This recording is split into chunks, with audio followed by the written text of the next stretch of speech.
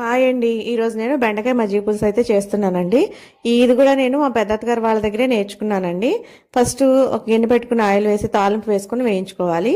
అందులోనే కరివేపాకు కూడా వేసి వేగిన తర్వాత ఉల్లిపాయ పచ్చిమిరపకాయ వేసుకుని వేయించుకోవాలి.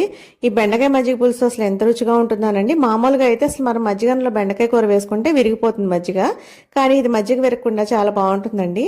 ఉల్లిపాయ పచ్చిమిరపకాయ వేగిన తర్వాత బెండకాయ ముక్కలు కూడా వేసుకుని కొద్దిసేపు మగ్గించుకోవాలి. దానిలో ఒక టమాటా అయితే వేసుకున్నానండి నేను చిన్నది.